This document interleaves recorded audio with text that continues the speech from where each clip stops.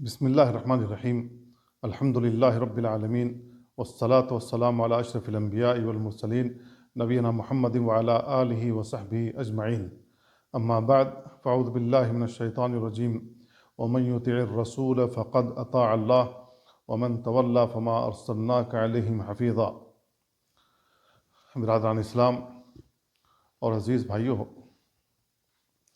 رمضان کا مہینہ اب ہم سے رخصت ہونے والا ہے۔ اب چند ایام ہی باقی رہ گئے ہیں، لیکن جو ایام باقی رہ گئے ہیں وہ غنیمت کے ایام ہیں، بہت عظیم ایام ہیں، کیونکہ ہمیں نہیں معلوم ہے کہ اللہ رب العالمین نے طاق راتوں میں جو لیلۃ القدر رکھی ہے وہ کس طاق رات میں ہے۔ 23ویں رات گزر چکی ہے، اب 25ویں آنے والی ہے۔ ہمیں نہیں معلوم ہے کہ 21ویں میں تھی یا 23ویں میں تھی یا 25ویں میں ہوگی یا 27ویں میں ہوگی یا 29ویں میں ہوگی۔ تو جو بھلائی کے کام زیادہ سے زیادہ کر سکا وہ تو خوش نصیب انسان ٹھہرا، اللہ رب العالمین نے اسے توفیق دی۔ لیکن جو بھلائی کے کام زیادہ نہیں کر سکا، ابھی اس کے لیے چند ایام اور بھی ہیں جس میں وہ بھلائی کر سکتا ہے، جس میں وہ نیکی کا کام کر سکتا ہے۔ اور بھلائی کے کاموں میں سے جو وہ کر سکتا ہے وہ اللہ کی بارگاہ میں سچی توبہ ہے۔ توبہ کر لے کہ جو گناہ کرتا رہا ہوں آئندہ نہیں کروں گا، اور اللہ رب العالمین سے وعدہ کرنے کے بعد ان کاموں کو چھوڑ دے، ان گناہوں کو چھوڑ دے، تو اللہ رب العالمین اس کی توبہ قبول فرما لے گا۔ ماہ رمضان کے اخیر میں رسول اللہ صلی اللہ علیہ وسلم نے صدقہ فطر کا حکم دیا ہے، جسے ہمیں بجا لانا چاہیے۔ اور یہ جو صدقہ فطر کا حکم اللہ کے نبی صلی اللہ علیہ وسلم نے امت کو دیا ہے، قرآن مجید کی کسی آیت میں ڈھونڈیں گے تو یہ حکم قرآن مجید کے اندر نہیں ملے گا، بلکہ رسول اللہ صلی اللہ علیہ وسلم کی سنت میں ملے گا، آپ کی احادیث میں ملے گا۔ اسی لیے اللہ رب العالمین نے قرآن مجید کے اندر پہلے ہی بیان کر دیا تھا وَمَن يُطِعِ الرَّسُولَ فَقَدْ أَطَاعَ اللَّهَ، جس نے رسول کی اطاعت کی اس نے اللہ کی اطاعت کی۔ تو رسول اللہ صلی اللہ علیہ وسلم نے بہت ساری سنتیں بیان فرمائی ہیں، بہت سارے احکامات بیان فرمائے ہیں جو اسی طریقے سے قابل عمل ہوں گے جس طریقے سے اللہ رب العالمین نے قرآن مجید کے اندر حکم دیا ہے۔ کیونکہ رسول اللہ صلی اللہ علیہ وسلم کوئی بھی عمل نہیں کرا سکتے، کسی بھی عمل کا حکم نہیں دے سکتے جب تک کہ اللہ رب العالمین کا حکم نہ ہو۔ اللہ رب العالمین نے قرآن مجید کے اندر بیان فرمایا وَمَا آتَاكُمُ الرَّسُولُ فَخُذُوهُ، رسول تمہیں جو کچھ دیں انہیں لے لو، جن کاموں کے کرنے کا حکم دیں انہیں کرو۔ ہمیں نبی کریم صلی اللہ علیہ وسلم کی حکم عدولی سے بچنا چاہیے، ہر حال میں بچنا چاہیے۔ تو رسول اللہ صلی اللہ علیہ وسلم نے یہ صدقہ فطر کے سلسلے میں جو حکم دیا ہے ہر مسلمان پر واجب ہے، ہر مسلمان پر واجب ہے۔ اب جو اپنے آپ کو اہل قرآن کہتے ہیں اور سمجھتے ہیں کہ ہم قرآن کے مطابق زندگی گزار رہے ہیں، قرآن مجید کے احکامات کے مطابق عمل کر رہے ہیں، تو اگر وہ صدقہ فطر نکالتے ہوں گے تو کس حکم کی بنیاد پر وہ صدقہ فطر نکالتے ہوں گے؟ اور اگر وہ صدقہ فطر نہیں نکالتے ہوں گے تو قرآن مجید میں اس کا کوئی حکم نہیں ہے۔ تو رسول اللہ صلی اللہ علیہ وسلم نے اس کا حکم دیا ہے۔ اگر وہ رسول اللہ صلی اللہ علیہ وسلم کی کہی ہوئی بات کا انکار کرتے ہیں، نہیں مانتے ہیں،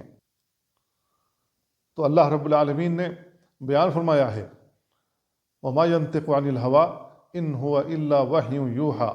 رسول اپنی جانب سے کوئی بات نہیں بولتے، جو بولتے ہیں وہ اللہ کی جانب سے وحی ہوتی ہے۔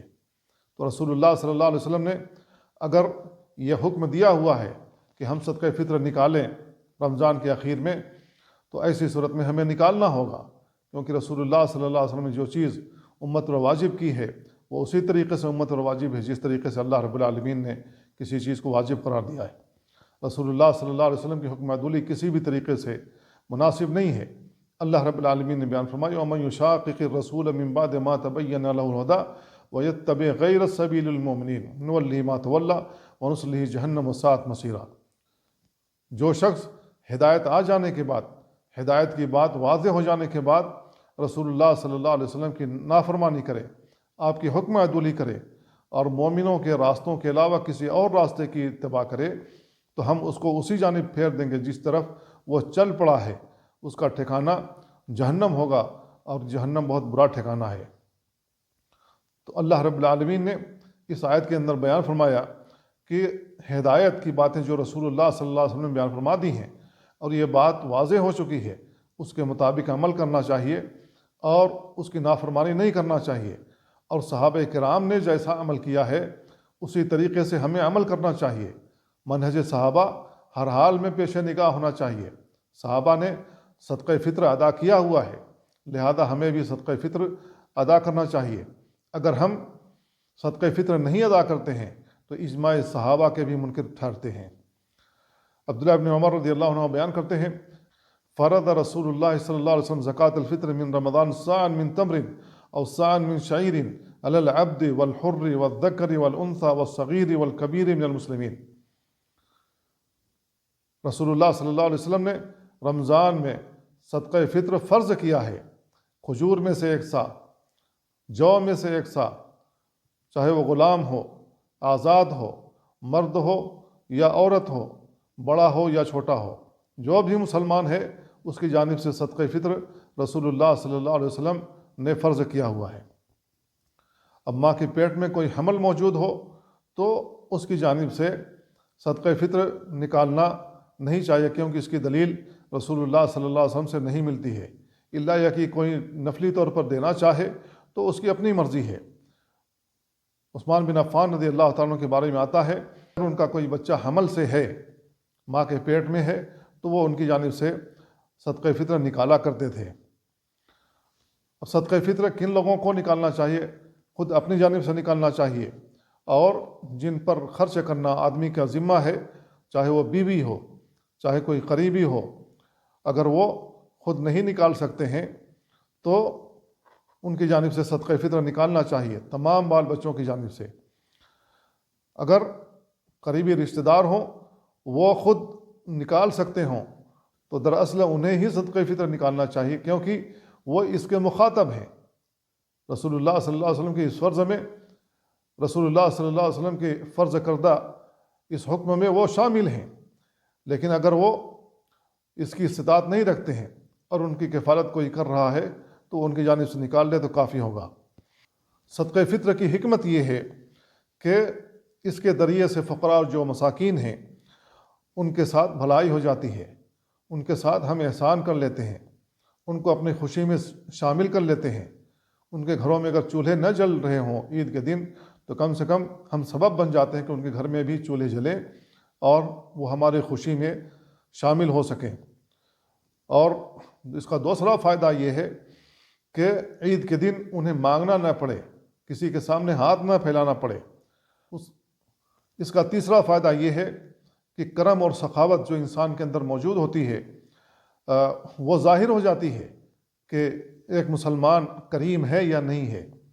ایک مسلمان سخی ہے یا نہیں ہے، یا یہ ہے کہ وہ بخیل ہے، جو کہ مذموم صفت ہے۔ چوتھا فائدہ یہ ہے کہ ہم سے روزہ رکھنے میں کچھ خلل واقع ہو گیا ہو تو ایسی صورت میں اللہ رب العالمین اس کا کفارہ بنا دیتا ہے، اس کے ذریعے سے اس کا کفارہ بنا دیتا ہے۔ جو کچھ بھی ہم سے غلطی ہو جاتی ہے روزے کی حالت میں، چاہے ہم کوئی گناہ کر بیٹھیں یا کوئی لغویات اپنی زبان سے ادا کر بیٹھیں، تو ایسی صورت میں اللہ رب العالمین اس کے ذریعے سے ان کا کفارہ بنا دیتا ہے۔ اور پانچواں فائدہ یہ ہے کہ اللہ رب العالمین کی جو نعمتیں ہمیں میسر ہیں ان کا شکر ادا ہو جاتا ہے، کیونکہ ہم نے اللہ رب العالمین کی توفیق سے رمضان کے مہینے میں روزے بھی رکھے، قیام بھی کیے، اور جو بھی نیکی کے اعمال ہم سے ہو سکے وہ ہم نے سر انجام دیے ہیں۔ تو اللہ رب العالمین کی اس نعمت پر ہم اس کا شکر بجا لاتے ہیں، غریبوں میں خرچ کر کے، جو فقیر و مسکین لوگ ہیں انہیں صدقہ فطر دے کر کے۔ عبداللہ ابن عباس رضی اللہ عنہ بیان کرتے ہیں، فرض رسول اللہ صلی اللہ علیہ وسلم زکاة الفطر، رسول اللہ صلی اللہ علیہ وسلم نے زکاة الفطر کو فرض کیا ہے، طہرۃ للصائم، روزے دار کے لیے یہ پاکی ہے، من اللغوی لغویات سے، والرفث اور گناہوں کے کام جو کہ خواتین کے تعلق سے ہوتے ہیں، وطعمۃ للمساکین اور مسکینوں کے لیے کھانوں کا بندوبست ہو جاتا ہے۔ فمن ادا قبل الصلاۃ فہی زکوٰۃ مقبولہ، جس نے عید الفطر سے پہلے نماز پڑھنے سے پہلے صدقہ فطر ادا کر دیا، اس کا صدقہ فطر مقبول ہے۔ ومن اداها بعد الصلاۃ، جس نے نماز کے بعد اسے ادا کیا، فہی صدقۃ من الصدقات، تو یہ عام صدقہ شمار ہوگا۔ اس کو ابو داؤد اور ابن ماجہ نے روایت کیا ہے۔ کون سے اجناس صدقہ فطر میں نکالنی چاہیے؟ اس سلسلے میں رسول اللہ صلی اللہ علیہ وسلم کی حدیث آتی ہے جو ابن عمر رضی اللہ عنہما سے ہے۔ وہ کہتے ہیں فرض رسول اللہ صلی اللہ علیہ وسلم زکوٰۃ الفطر من رمضان صاعا من تمر او صاعا من شعیر۔ رسول اللہ صلی اللہ علیہ وسلم نے رمضان میں صدقہ فطر فرض کیا ہے 1 سا کھجور میں سے اور 1 سا جو میں سے۔ تو اس طریقے سے چند اجناس اس حدیث میں ذکر کیے گئے ہیں۔ کھجور اور جو کے علاوہ ہم چاول دینا چاہیں چاول دے سکتے ہیں، کشمش جن کے یہاں کھائی جاتی ہو اور عام فراوانی ہو اور ان کی خوراک میں شامل ہو وہ دیا جا سکتا ہے، اور پنیر اگر کوئی شخص دینا چاہے تو ایسی صورت میں پنیر بھی دیا جا سکتا ہے، کیونکہ پنیر بھی عام کھانوں میں شامل ہے۔ شعیر جو کو کہتے ہیں، جو اس زمانے میں ان لوگوں کا کھانا تھا، اس سے وہ روٹی پکاتے تھے، جیسا کہ ابو سعید خدری رضی اللہ تعالیٰ عنہ کی حدیث میں ہے کنا نخرج یوم الفطر فی عہد النبی صلی اللہ علیہ وسلم صاع من طعام وکان طعامنا الشعیر والزبیب والعقیط والتمر۔ وہ کہتے ہیں کہ رسول اللہ صلی اللہ علیہ وسلم کے زمانے میں 1 سا ہم صدقہ فطر نکالتے تھے اپنے کھانے کے اجناس میں سے، اور اس وقت جو ہمارا کھانا ہوتا تھا وہ جو ہوتا تھا، پنیر ہوتا تھا، اور کشمش ہوتا تھا، اور کشمش ہوتی تھی، اور کھجور ہوتی تھی۔ یہ اجناس ہم کھایا کرتے تھے عام طور سے۔ اس کو امام بخاری نے روایت کیا ہے۔ تو ایسی چیزیں کھانے والی جو اجناس ہوتی ہیں، ایسی چیزیں صدقہ فطر میں نہ نکال لی جائیں جسے جانوروں کو دیا جاتا ہے، جو جانوروں کو کھلایا جاتا ہے، بلکہ ایسی اجناس دی جائیں جسے انسان کھا سکتے ہوں۔ اب اگر کوئی شخص کپڑا دینا چاہے یا سجادے وغیرہ دینا چاہے، جو فرش وغیرہ ہوتے ہیں، یا کسی کے پاس برتن کی فراوانی ہے، برتنوں کا کاروبار ہے، وہ دینا چاہے، اور یا سامان وغیرہ دینا چاہے جو کہ آدمی کے کھانے میں یہ چیزیں شامل نہیں ہیں، تو یہ چیزیں اگر صدقہ فطر کے طور پر نکال دی جائیں تو یہ کافی نہیں ہوں گی، کیونکہ رسول اللہ صلی اللہ علیہ وسلم نے صدقہ فطر میں جو چیز واجب کی ہے وہ کھانے پینے کی اجناس ہیں، اور یہ جو سامان وغیرہ ہیں یہ سامان کھانے پینے کے اجناس نہیں ہیں۔ تو جن چیزوں کی تعین رسول اللہ صلی اللہ علیہ وسلم نے کر دی ہے، ہمیں اسی کو صدقہ فطر کے طور پر نکالنا چاہیے۔ اسی طریقے سے اس زمانے میں بہت سارے لوگ آسانی کے طور پر پیسہ دینا ضروری سمجھتے ہیں، اور سمجھتے ہیں کہ پیسہ دے کر کے اپنی جان چھڑا لی جائے۔ کون جائے چاول خریدنے یا گندم خریدنے یا کھانے پینے کی اجناس خریدنے، لہذا پیسہ دے کر کے اپنی جان چھڑا لی جائے۔ میرے بھائیو، رسول اللہ صلی اللہ علیہ وسلم کے زمانے میں پیسے موجود تھے، درہم و دینار موجود تھے، اور اس زمانے میں صحابہ کرام کی کثیر تعداد فقیر تھی، مسکین تھی۔ اللہ کے نبی صلی اللہ علیہ وسلم نے اس کے باوجود پیسہ نکالنے کا حکم نہیں دیا، بلکہ کھانے پینے کے اجناس میں سے صدقہ فطر نکالنے کا حکم دیا۔ تو رسول اللہ صلی اللہ علیہ وسلم کا جو حکم ہے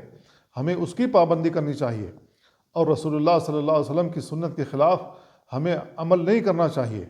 اس لیے کہ نبی کریم صلی اللہ علیہ وسلم نے ایک حدیث میں بیان فرمایا من عمل عملا لیس علیہ امرنا فہو رد، جس نے کوئی ایسا عمل کیا جس کے مطابق ہمارا امر نہیں ہے، ہمارا حکم نہیں ہے، تو وہ مردود ہے، غیر قابل قبول ہے۔ تو جو لوگ کھانے پینے کے اجناس کے علاوہ صرف پیسہ دینا ضروری سمجھتے ہیں، تو وہ اس بات کو مد نگاہ رکھتے ہیں کہ بہت سارے لوگ بیمار ہوتے ہیں، پریشان حال ہوتے ہیں، ان کے کھانے پینے کا بندوبست ہوتا ہے 1-2 روز یا 1 ہفتہ، لیکن ان کے پاس دوا کے لیے کوئی پیسے نہیں ہوتے، علاج کے لیے کوئی پیسے نہیں ہوتے، ضرورت کے لیے کوئی پیسے نہیں ہوتے تو اس لیے وہ پیسے نکال لیتے ہیں۔ تو بہت سارے علماء ایسے ہیں جو ان ضروریات کا خیال رکھتے ہوئے پیسہ دینے کو جائز سمجھتے ہیں، لیکن حقیقت یہ ہے کہ رسول اللہ صلی اللہ علیہ وسلم نے جو سنت بیان فرما دی ہے ہمیں اسی کے دائرے میں رہنا چاہیے، کیونکہ وہ رسول اللہ صلی اللہ علیہ وسلم کی سنت ہے۔ آپ جانتے تھے کہ پیسہ دینا مناسب ہے یا نہیں ہے، یا کھانے پینے کی چیزیں دینا مناسب ہے، تو جو مناسب اللہ کے نبی صلی اللہ علیہ وسلم نے سمجھا وہی آپ نے کیا ہے۔ اسی طریقے سے صحابہ کرام کے عملوں سے بھی ثابت نہیں ہوتا ہے کہ انہوں نے بطور صدقہ فطر کے پیسہ دیا ہو، بلکہ وہ لوگ وہی کیا کرتے تھے جو رسول اللہ صلی اللہ علیہ وسلم کی سنت سے ثابت ہے۔ تو اللہ کے نبی صلی اللہ علیہ وسلم کا حکم بھی ہے، علیکم بسنتی، میرے سنت کو لازم پکڑ لو، وسنت الخلفاء الراشدین المہدیین من بعدی، اور میرے بعد خلفاء راشدین جو ہدایت یافتہ ہیں ان کی سنت کو لازم پکڑ لو۔ اور ہمیں یہ اجناس کیوں دینا چاہیے؟ اس کی وجہ یہ بھی ہے کہ صدقہ فطر یہ عبادت ہے جو جنس کے ساتھ، جو معین جنس کے ساتھ بیان کی گئی ہے، لہذا اس جنس کے علاوہ کوئی اور جنس دی جائے تو یہ کافی نہیں ہوگی، لہذا معین وقت میں معین چیز ہی دینی چاہیے۔ اور اس کی وجہ یہ بھی ہے کہ نبی کریم صلی اللہ علیہ وسلم نے مختلف اجناس میں سے ان چیزوں کا انتخاب کیا ہے، لہذا ان مختلف النوع جو اجناس ہیں جن کو لوگ عام طور سے کھانے پینے میں استعمال کیا کرتے تھے انہی کو صدقہ فطر کے طور پہ دینا چاہیے۔ جب اللہ کے نبی صلی اللہ علیہ وسلم نے ان مختلف انواع کو بیان فرما دیا ہے تو ہمیں اسی میں محصور رہنا چاہیے اور اسی کو ادا کرتے رہنا چاہیے۔ اور اس کی ایک وجہ یہ بھی ہے کہ اگر قیمت نکالی جائے، صدقہ فطر کی قیمت نکالی جائے، تو ایسی صورت میں یہ جو صدقہ فطر ہے پیسوں کی صورت میں ہم ادا کر رہے ہیں تو یہ پوشیدہ ایک طریقے سے صدقہ ہے، جبکہ صدقہ فطر جو اجناس میں سے نکالا جاتا ہے یہ ظاہری طور پر ہم دیکھ سکتے ہیں، ان کا مشاہدہ کر سکتے ہیں اور ہم محسوس کر سکتے ہیں کہ ہم اپنے گھروں میں سے اجناس جو بھی موجود ہو، چاہے چاول ہو چاہے گندم ہو، اس کو نکالتے ہیں اور لے جا کر کے عید کے دن یا ایک دن پہلے مسکین کو، غریب کو، فقیر کو ہم دے آتے ہیں۔ تو میرے بھائیو، اگر پوشیدہ طور پر صدقہ فطر دینا منسوس ہوتا اور یہ بہتر ہوتا تو رسول اللہ صلی اللہ علیہ وسلم اس کو بیان فرما دیتے، بلکہ صدقہ فطر کو جہراً دینا چاہیے، علانیتاً دینا چاہیے، دکھا کر کے بھی دینا چاہیے،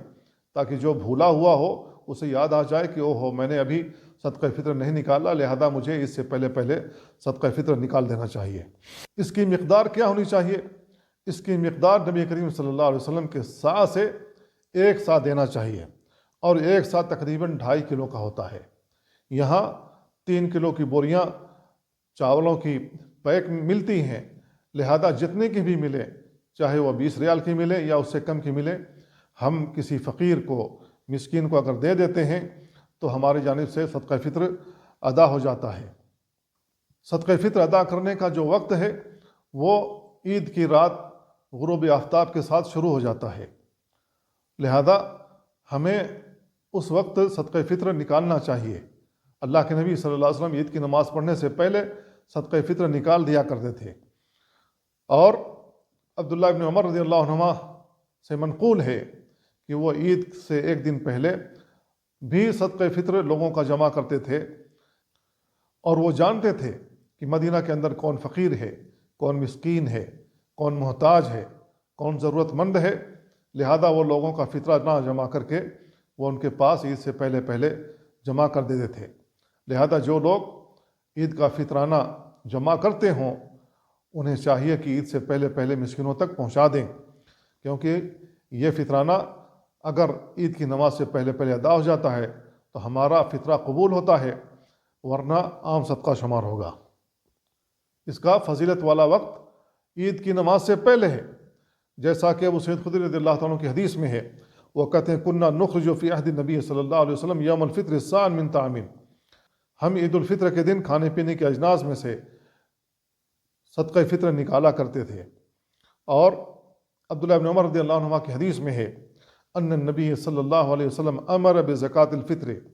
نبی کریم صلی اللہ علیہ وسلم نے صدقہ فطر کا حکم دیا ان تؤدى قبل خروج الناس الى الصلاۃ، کہ عید کی نماز کی طرف نکلنے سے پہلے پہلے یہ صدقہ فطر ادا کر دیا جائے۔ یہ صحیح مسلم کے الفاظ ہیں۔ تو اللہ کے نبی صلی اللہ علیہ وسلم کی سنت یہی رہی ہے کہ عید کی نماز سے پہلے پہلے آپ لوگوں کے گھر میں صدقہ فطر پہنچا دیا کرتے تھے، اور صحابہ کرام کا بھی عمل یہی رہا ہے۔ اور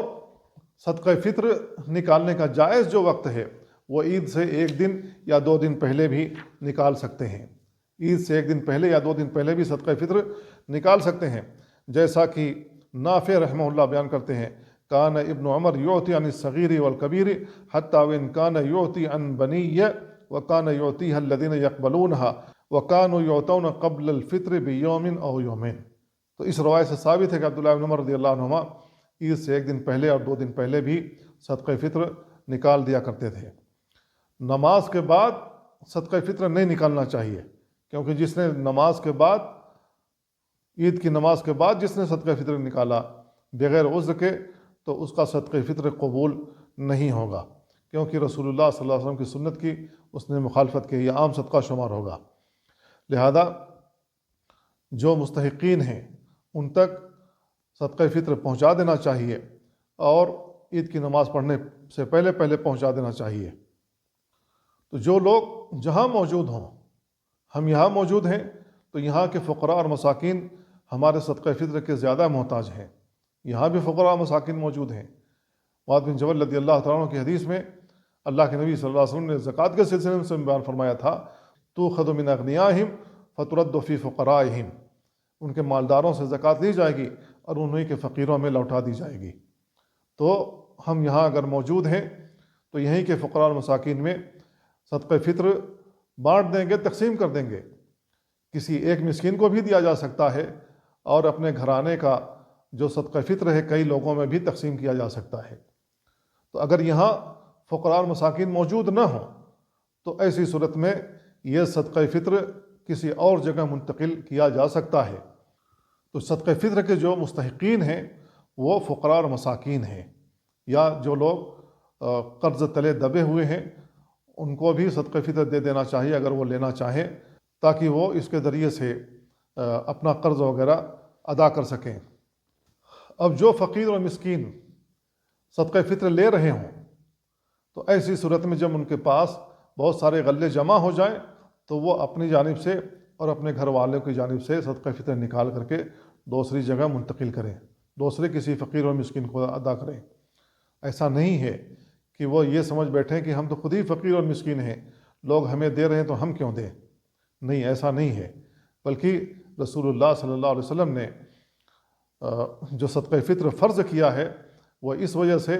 تاکہ جو فقیر اور مسکین ہیں انہیں مانگنا نہ پڑے اور ان کے کھانے پینے کا بندوبست ہو سکے۔ تو جب کھانے پینے کا بندوبست ہو گیا ہے اور ان کے پاس غلہ جمع ہو گیا ہے تو وہ اپنے گھر والوں کی جانب سے، بیوی بچوں کی جانب سے بھی وہ صدقہ فطر ادا کریں گے، اور دوسرے جو فقیر اور مسکین ہوں گے ان کو لے جا کر کے دے دیں گے۔ تو یہ صدقہ فطر کے چند احکامات تھے۔ اللہ تعالیٰ سے دعا اللہ ہمیں ان باتوں کو سمجھنے اور ان پر عمل کرنے کی توفیق عطا فرمائے۔ وصلی اللہ وسلم علی نبینا محمد وعلی آلہ وصحبہ اجمعین۔ السلام علیکم ورحمۃ اللہ وبرکاتہ۔